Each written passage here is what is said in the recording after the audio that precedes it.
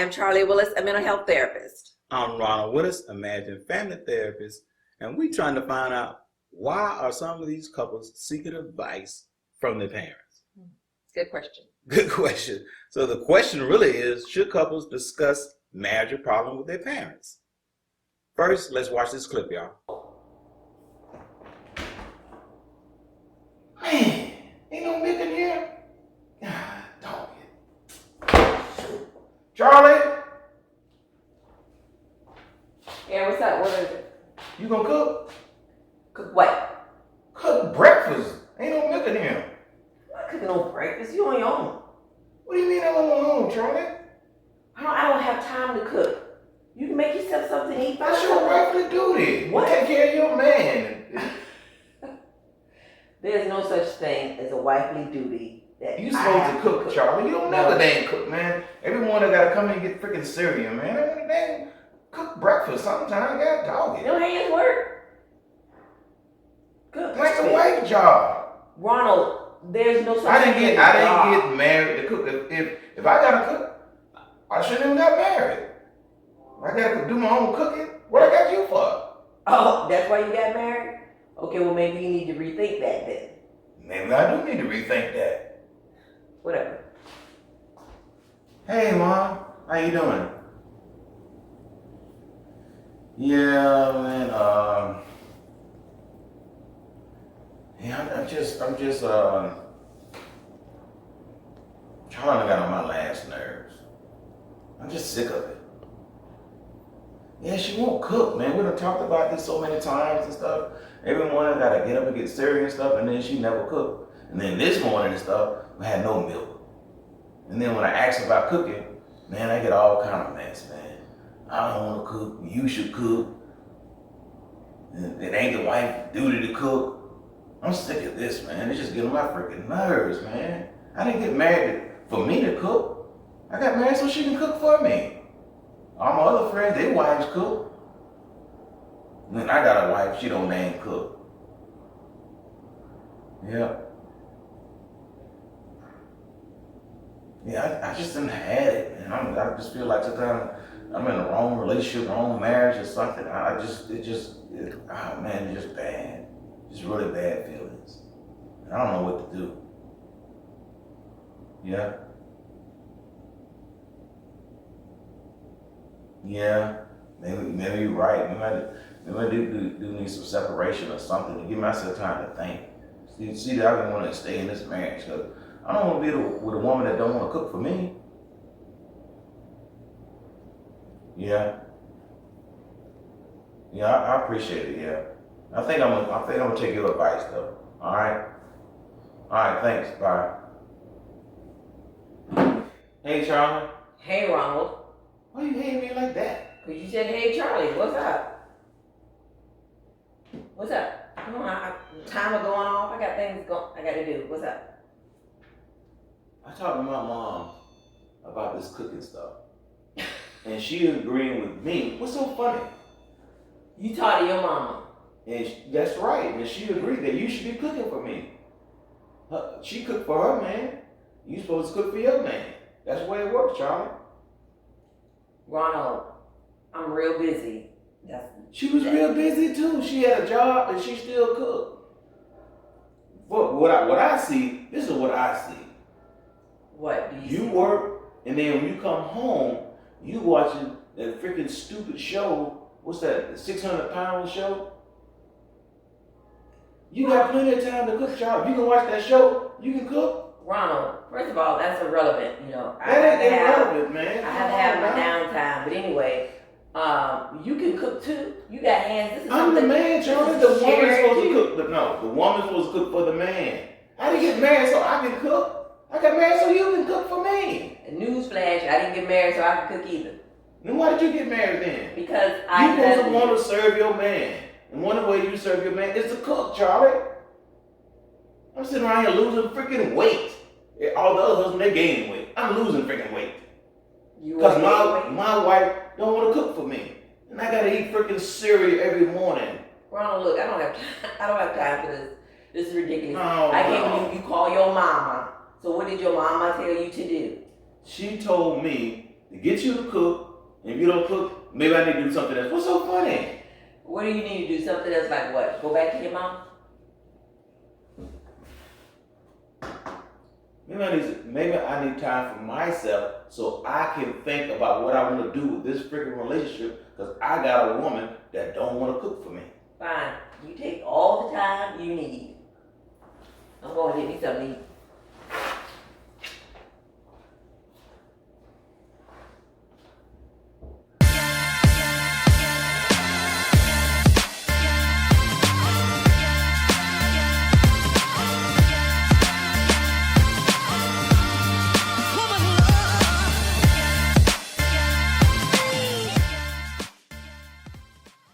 Momma.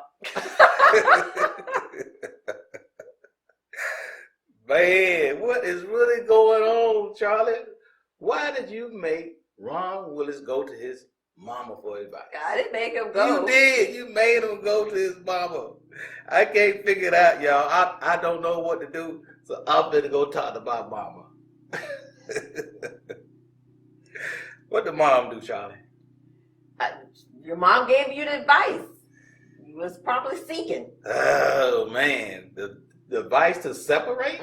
Isn't that crazy? How that's going to make the relationship work? But not only that,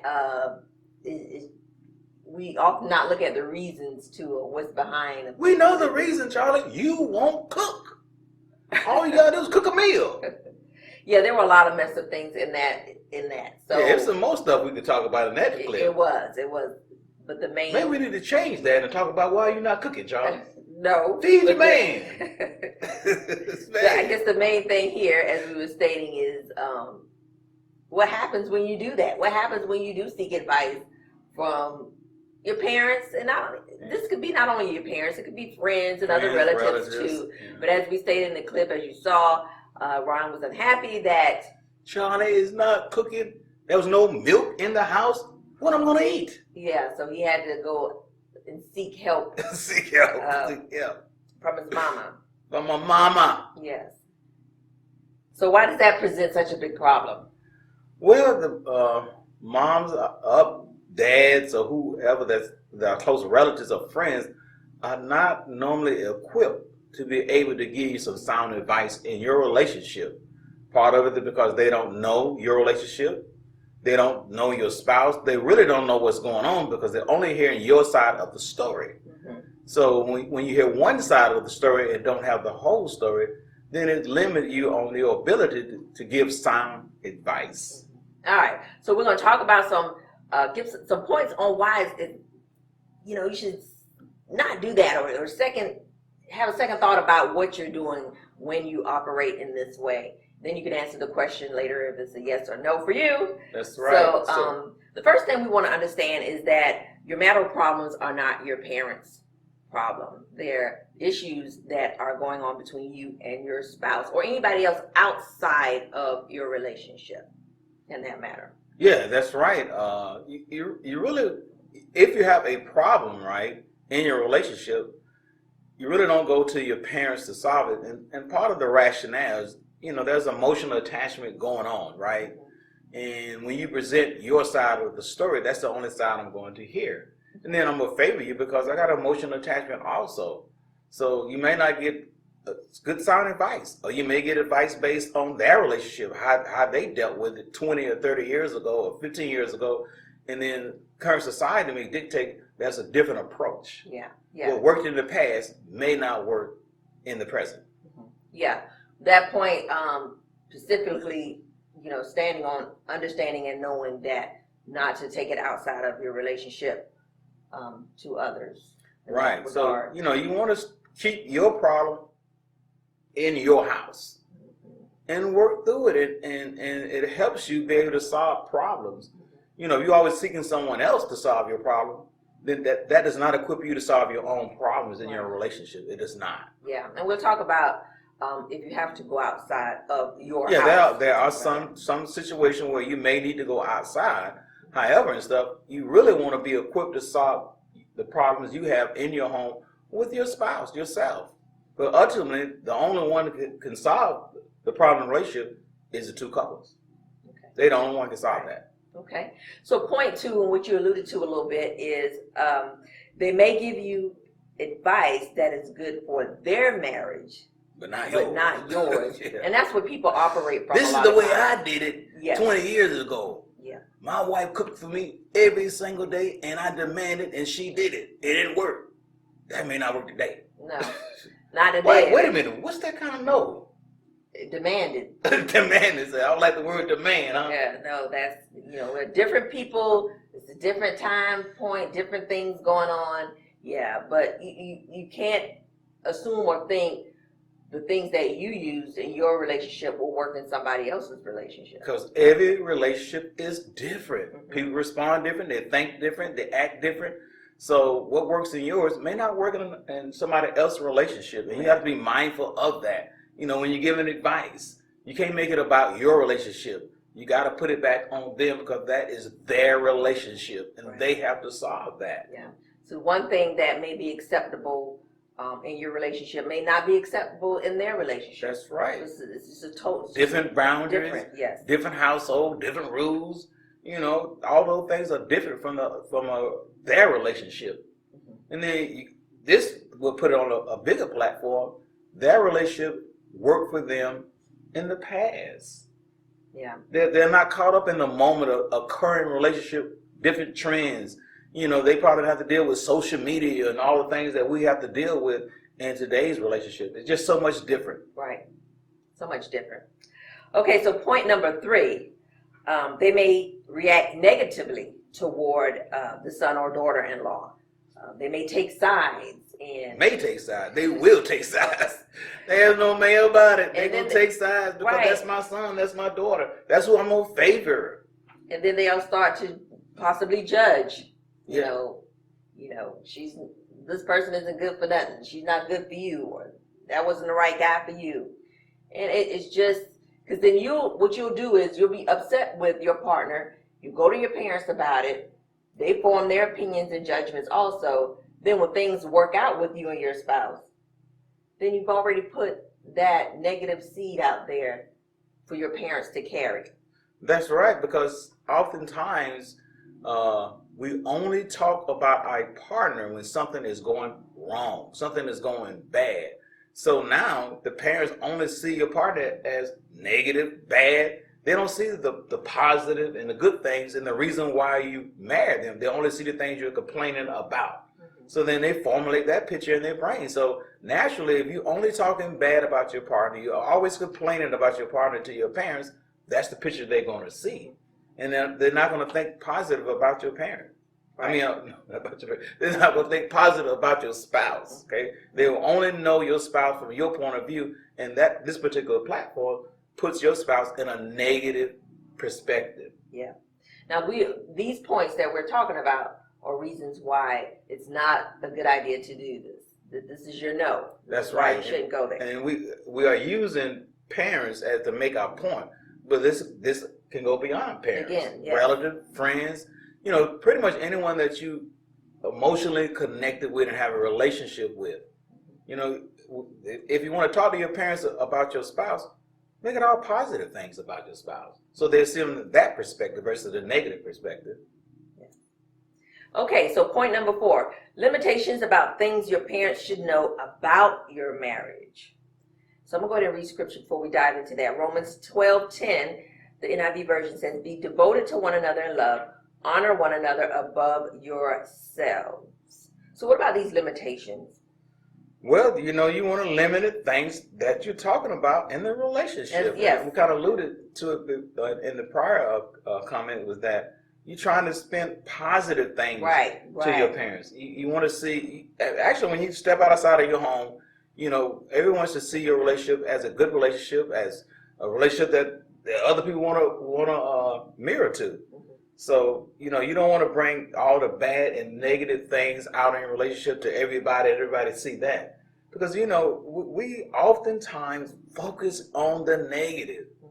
Anytime I talk about my partner, it's always negative. So you're going to limit things to your parents about your relationship. They should know everything. Right. They're not married to your partner. Right. And this could be anything. Because when we say limitations, I mean, I don't know, it depends on how candidly people talk. Right, some right, people right. can talk to their parents about their sexual. Wait a minute, wait a minute. What you said, sex? Some With the people do parents? that. That's Yes. a wow, y'all. That's a wow. Yeah, we put it down last night. I don't know about how much detail How much detail? that they go into. Yeah, but we did this new move last night. You gonna talk to? You gonna say that to your parents? Some do. You will be surprised. I want to create spice in my relationship. Mom, how do I do that? Anyway, so the limit, it can just be so many topics that either way, you have to be careful about doing that. Yeah, like the scripture says, be devoted to one another in love. And that's what you want to be with your partner. You want to be devoted to them in such a way that, you're ensuring that things you talk to your parents about your relationship, that your partner's okay with that. Right. They're comfortable with that. The last thing I want to do is I come in the room and you on the phone talking negatively about me and I overhear that. Mm-hmm. That's not a good feeling. And then I won't feel like you're devoted to me. Ron is this, Ron is that. And then I hear that. Think about how that's going to make me feel. Right. Yeah. Charlie, why are you talking about me like that? It was you called your mama, not me. Okay, you said that question to me. Yeah. Say that question to me then. Why are you talking to your mama about me like that? Because you won't cook. That's why. Man, can you cook a brother a meal? Anyway. Man, I'm over here losing weight. When I met you, I was 240. Now I'm only 190. Help, y'all. Man. All right, so point number 5 here, it says, it will prevent you from solving your marital problems. Romans 8:28 tells us, and we know that in all things, God works for the good of those who love him, who have been called according to his purpose. Yeah, that is good because it emphasizes that we know all things works for our good. Yes. Everything works for our good. Are you going to say something? No, go ahead. Oh, I thought you got. I don't want to interrupt you, baby. Go ahead. No, even though go you ahead. don't cook. Excuse me. So it'll prevent you from solving your own problems, and then you gotta have a mindset when I'm in this fight, I'm in this battle, and we're trying to solve things, that everything's gonna work out for your good. Right. Both of y'all should be founded on biblical principles, doing the things that God has ordained and command us to do in our relationship. And when we do those things, we know the outcome is going to be good. Yes, it may be difficult at this time. I may have lost 50 pounds. Charlie's not cooking, but in the end, things are going to work out for our good. Right. So that point, when it says it will prevent you from solving your marital problems, I think that's what happened to you in the clip. Instead of trying to solve the problem, it gave you an opportunity to try to find an exit way out. Right. In other words, I'm relying on my mom to solve the problem. Right. And we should be solving the problem, right. Not my mom. She can't solve our problem. We can only do that. So we got to stay in the fight, stay in the battle, and don't share other things with other people, especially the ones we're emotionally attached to.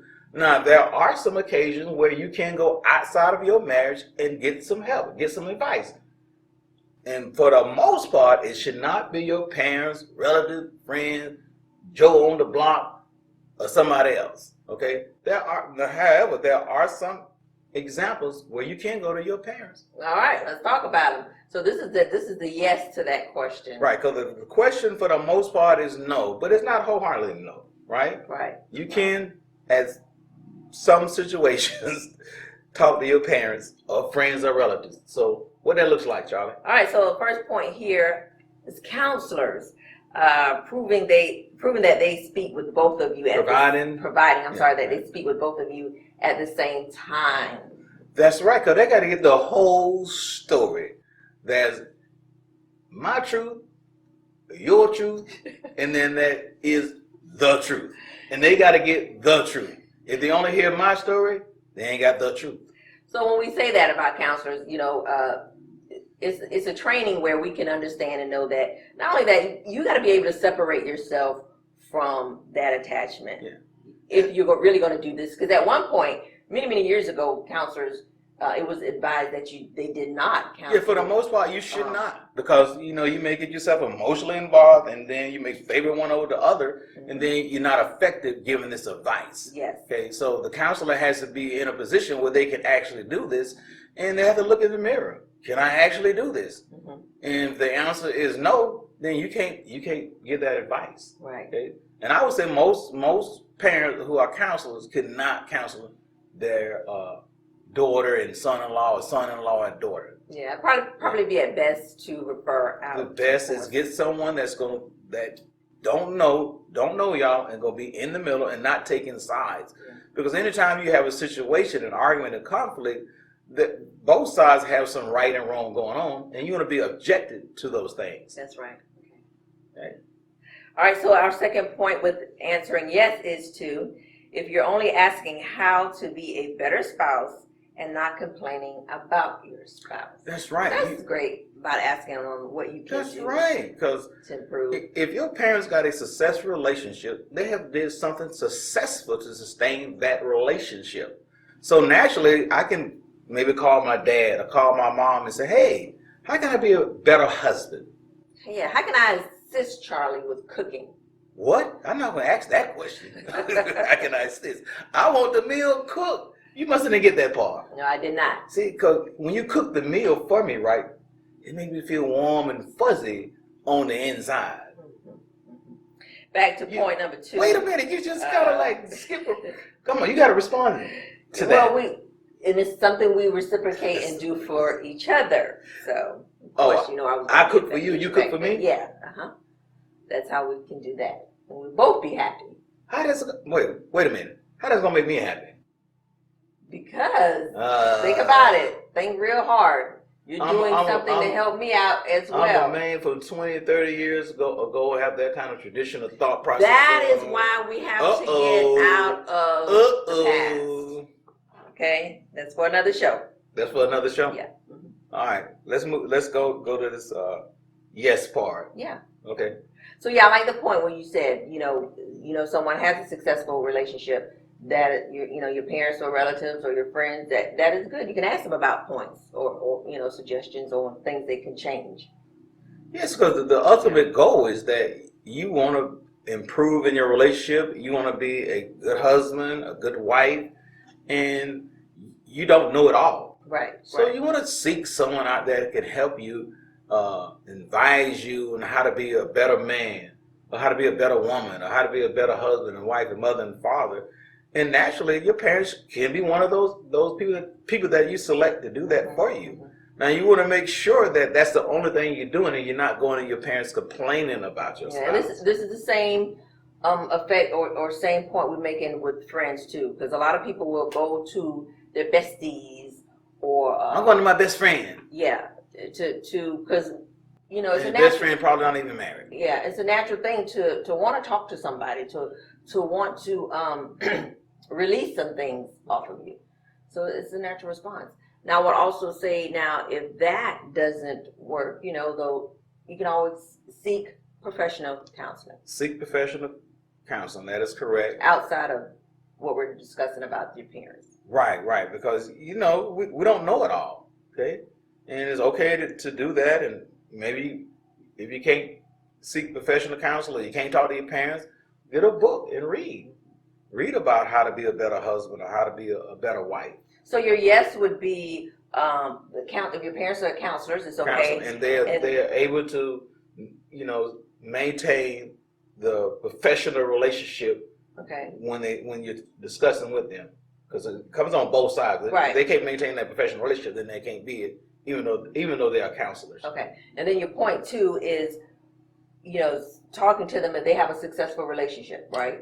Getting pointers from your parents. How to focusing on you and what you can do to improve in the relationship, and not talking negatively or complaining to them about your spouse. Like I did in the clip. I'm sick of y'all. I'm tired of it.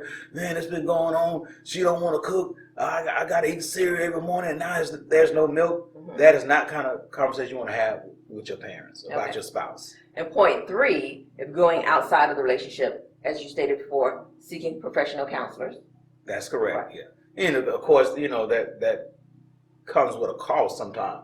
So you may not be able to afford to do that, or you may not be in a position to do that. That's why I also talk about maybe getting a book and read it also. Right. So that'll bring you to just being intentional, about trying to solve your problems yourself within your marriage, right, within your relationship. That's right. And also, your pastor also.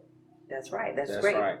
You want to, often we think about the pastor as a counselor also, but you want to get that scripturally based information on how to be a better husband, how to be a better wife, according to biblical principles, because it's important that I can't get this word out. It's important that you fulfill your duty as a husband and wife according to the Bible. Right, great. And we want to do that and stay in as much as possible and keep what we have going between us because of the outside influences. That's right and stuff. And you got to remember that all advice, even though it sounds good, may not be good. Right. That's right. So you want to make sure that you go into the right source, and not Very just important. Anybody. Your friends may not be somebody appropriate, may not be. Okay? And then just because someone's been married 20, 30 years, they could not be the correct source. That's a great point. That's right. That's a lot of times we associate with, they've been married 30, 40 years, so they know everything. No one knows everything. That's right. So let's recap, Charlie, what we got. All right, so we just want to quickly say, so we talked about why you should not talk to your parents or friends or relatives. We gave you no, and we gave you a yes, why. Okay, I know we really talked about because of your marital problems should stay in your marriage, because of the advice that you could get from, you could make a negative impact on your parents. Your parents may start thinking about their marriage and try to put what they did into your marriage, and then that may not be applicable to 2022. And then also they can look at your daughter-in-law or son-in-law in a negative way. If you're always complaining about them and talking bad about them, that's the only point of view they're going to have. Right. And then the limitations about things that your parents should know about your marriage. They should know everything about your marriage. And then lastly, it will prevent you from actually solving the problem yourself. That's right. Within your marriage. Okay. And if you want to do the yes, as we stated before, if your parents are or relatives are counselors, you still want to be careful with that. And also, if you're seeking the best advice, all right, seek your professional counseling over with your pastor. All right. So great, good conversation. There's a lot of great information that was given in this video. So we want to thank you guys for watching RC, the Relationship Connection. If you would like to learn even more about us, check us out on our website. That's firstfocusfaith.com, or our social media platforms of Facebook, Instagram, and YouTube. And as usual, help support this ministry by making a contribution to our Cash App. First Focus Faith. And if you're watching by the man, click the donate button below, y'all. And if you're watching by YouTube, like, share, comment, and subscribe. Do it all, y'all. Thanks. We'll see you again next week.